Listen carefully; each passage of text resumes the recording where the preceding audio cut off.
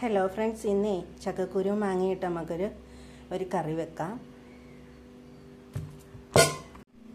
നമുക്ക് ചക്കക്കുരും മാങ്ങയും കൂടി, ഞാൻ കുറച്ച് മാങ്ങ മാത്രമേ ഇടുന്നുള്ളൂ, കാരണം ഇത് നല്ല പുളിയുള്ള മാങ്ങയാണ്. അതുകൊണ്ട് ഞാനൊരു 2-3 പീസ് മാത്രമേ ഇട്ടിട്ടുള്ളൂ. അപ്പം നമുക്ക് ഇത് കുക്കറിലിട്ട് മഞ്ഞൾപ്പൊടി ഉപ്പും ഇട്ട് വെള്ളമൊഴിച്ച് വേവിച്ചെടുത്തിട്ട് കറിക്ക് ആവശ്യമായ തേങ്ങയും വെളുത്തുള്ളിയും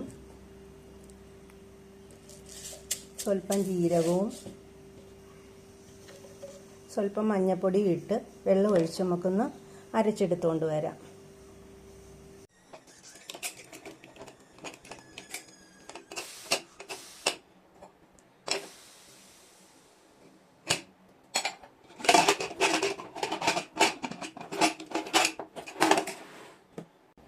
ചക്കക്കുരു എല്ലാം നന്നായിട്ട് വെന്ത് വന്നിട്ടുണ്ട്.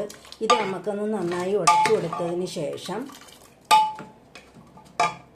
ചീനിച്ചട്ടി അടുപ്പ് വെച്ചതിന് ശേഷം ചീനിച്ചട്ടി ചൂടായതിന് ശേഷം സ്വല്പം എണ്ണ ഒഴിച്ചു കൊടുക്കാം. എണ്ണ ചൂടായതിന് ശേഷം നമുക്ക് കടുക് ഇട്ട് കൊടുക്കാം. അതിലേക്ക് കുറച്ച് മുളക് പൊടി ഇട്ട് കൊടുക്കാം. അതിനുശേഷം നമ്മൾ അരച്ചു വെച്ചിരുന്ന അരച്ചിട്ട് കൊടുക്കാം.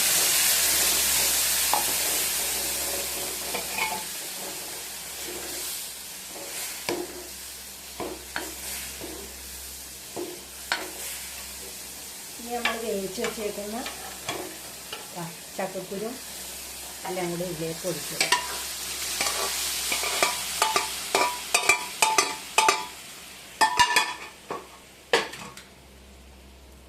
കറിവേപ്പില ഇട്ട് കൊടുക്കാം.